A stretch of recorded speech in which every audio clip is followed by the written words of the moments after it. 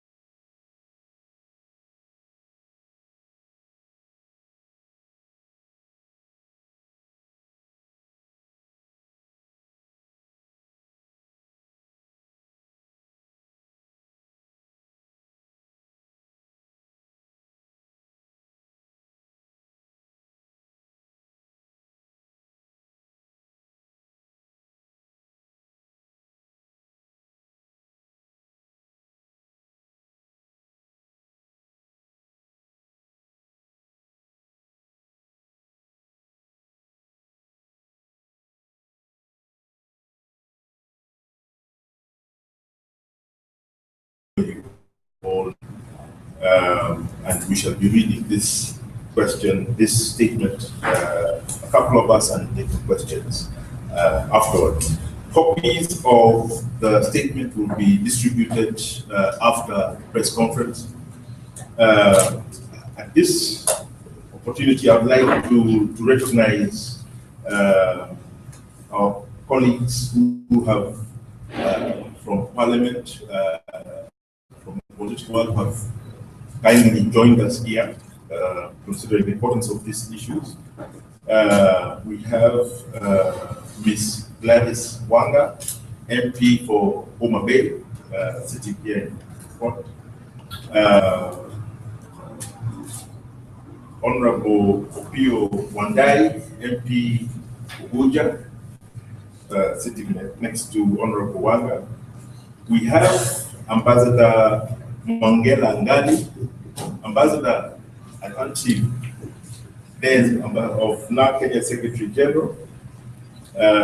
We have representing Okoa, Kenya, Mr. Anthony Oloch, Anthony.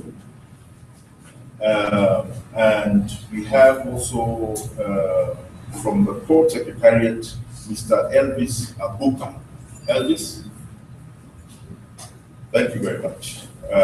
I think at this moment, I'll hand straight over to Flacco to start the reading of the statement. Thank you.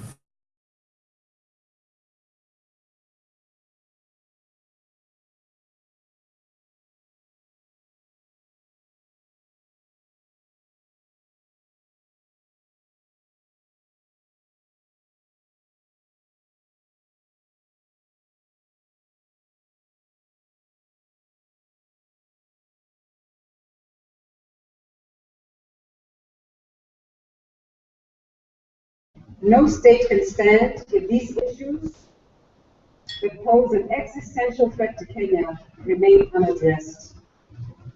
We are here because our hearts are heavy. We come first to mourn with our brothers and sisters who have lost loved ones, most recently in Kapedo and Mandera.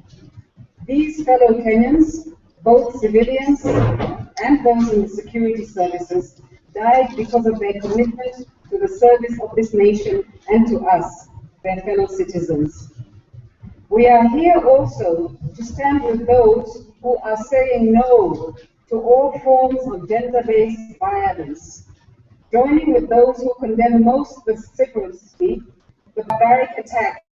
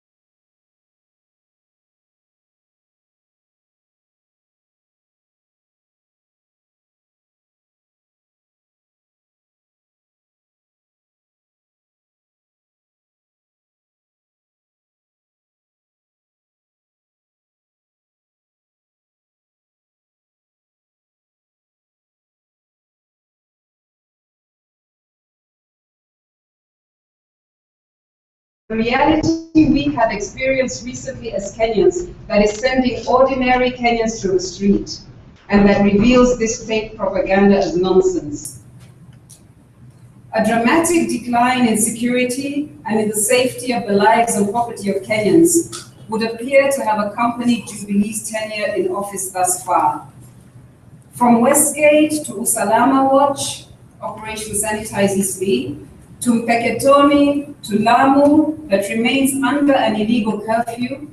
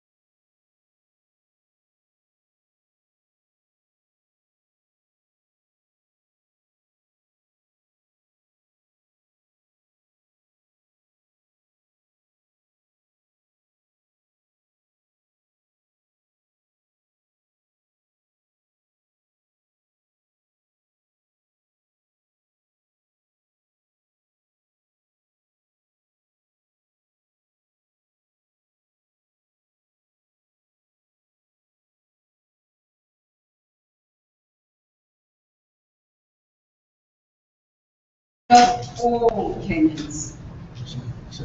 The administration can spend billions on expensive computer security systems, but at the end of the day, we are all our brothers and our sisters' keeper. And above all this must be, this must be the president's philosophy. If the president is unwilling or unable to lead, the decline is precipitous. Particularly worrying is the singling out of the Muslim community for attacks, jeopardizing national integration. Worse is yet to come.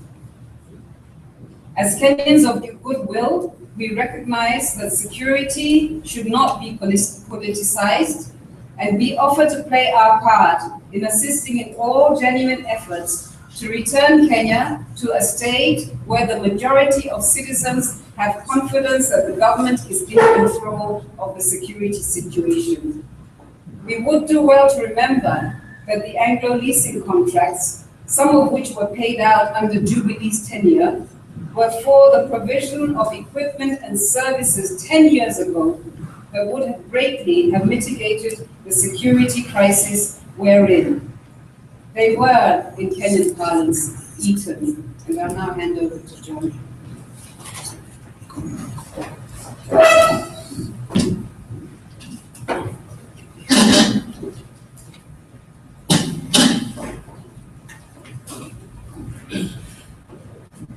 corruption. Chicken Gate. Kenyans have in recent weeks been grimly entertained by reports emanating from the prosecution in a British court of the security printing firm Smith and Osman. Details emerging from the court allege corruption involving some of the most senior past and present officials of the Independent Elections and Boundaries Commission and the Kenyan National Examinations Council. The implications of this kind of corruption being described as Chicken Gate because British companies' representatives in their counterparts euphemistically described rights as chicken is potentially devastating. For starters, the Kenyan National Examinations Council is the spinal column of Kenya's education system. If it is true that it has been systematically infected with corruption, the implications are dire because Kenyans will inevitably lose faith in the system of national exams. Recent revelations accompany persistent and consistent reports of exam papers leaking, being sold, and generally being part of an exam system whose integrity has been lost. It is a bitter irony that this year, 2004, marks the year when the beneficiaries of the free primary education system was introduced in 2004. This is the year they have just completed their Form 4 examinations. Corruption of the examinations council betrays them, their families, the country as a whole, by toppling a pillar of our education system. It is alleged in a British court with reference to considerable documentation that officials of Smith and Osman dished out chicken or bribes to current and former officials of the IEBC as well. This is not the first time the integrity of the IEBC and its leadership has been brought into question. An elections body, like a bank, survives on public trust and derives its legitimacy and credibility not from the technical sophistication of its election materials, tools, and procedures, but from the public faith in its impartiality, competence, and integrity. The IEBC lost public trust a long time ago, and the latest scandal is merely the final nail in the coffin of an already dead institution. It is shameful and a testament to greed and powerful anti-Kenyan sentiments that the named officials refuse to resign and remain steadfast in their positions while appreciating that their conduct can lead to the kind of electoral failure that in turn precipitates violence on a wide scale in a country like Kenya. We no longer have an institution capable of holding a national election. Kenya is at a critical tipping point. We can either respect our new constitution and the spirit of constitutionalism it implies, or allow a contradictory rollback of hard-won freedoms that will not be bloodless. The spontaneous demonstrations by Kenyans in the last 2 weeks demonstrated the growing outrage of the Kenyan people. It demonstrated the exhaustion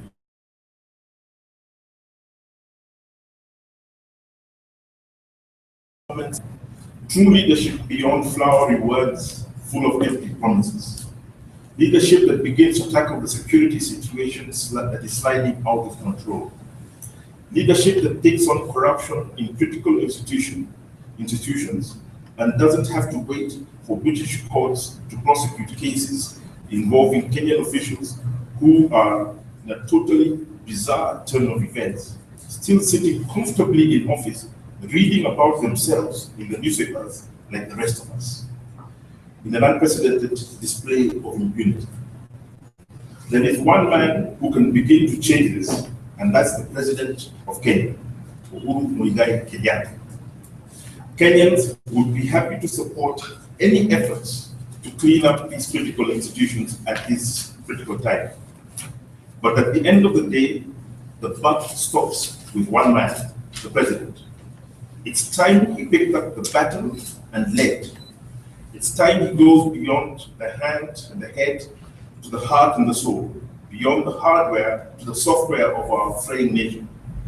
Mr. President, please observe and respect the Constitution as you have sworn to do and as the Constitution requires you to do. God bless Kenya. Thank you very much. I think at this stage we shall open up for a round of questions, which shall be answered by everyone sitting at the table here. Yes, and those who are asking questions, if you could please introduce yourself by name and which organization you represent.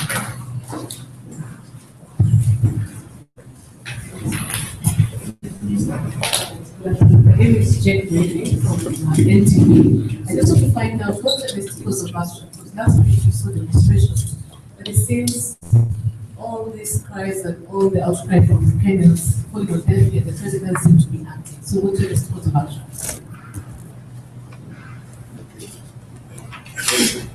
My name is Rajab from the staff.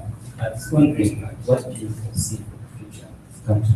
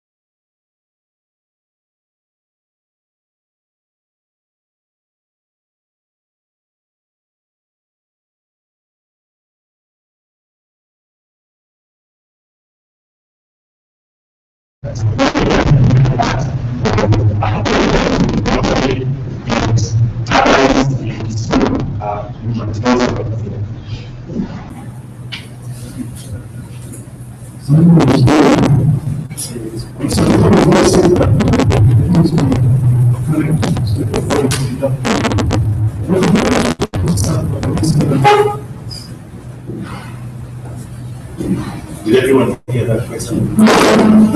Sorry, IBC is industry. What does it affect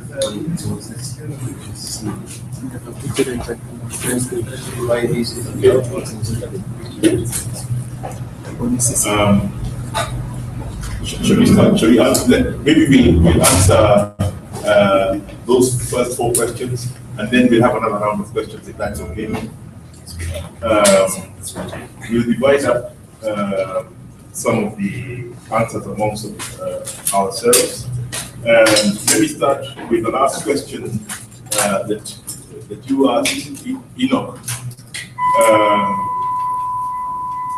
The consequences of having an IBC that doesn't have the faith and confidence of the majority of the Kenyan people is disastrous.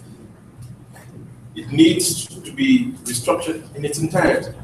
Its leadership needs to be removed completely. More and more information keeps on coming up from your papers, the newspapers and media houses that you are all representing here, continually giving us evidence, front page. Cuckoo is being eaten. On other programs, we are hearing tape recordings of people saying things on Kenyan TV, radio, and newsprint. The credibility of the IBC has been destroyed by its own behavior, and the honorable for the leadership of that organization to stand down and Kenya huge amount of trouble to come if we had won a general election with them in those positions.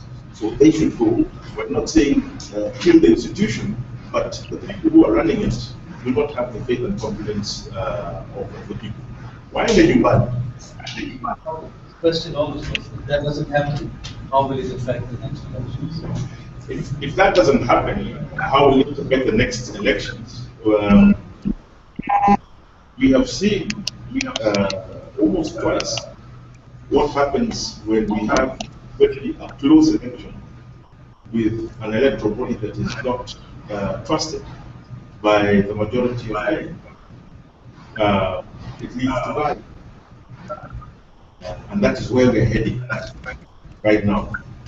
That's the road we are on with the current IEP as it is currently constituted.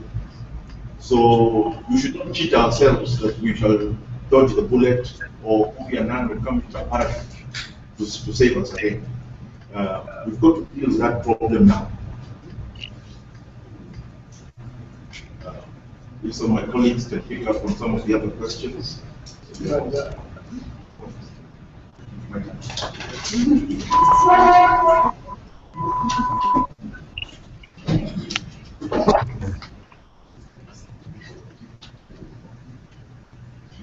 was a question about what can be done to help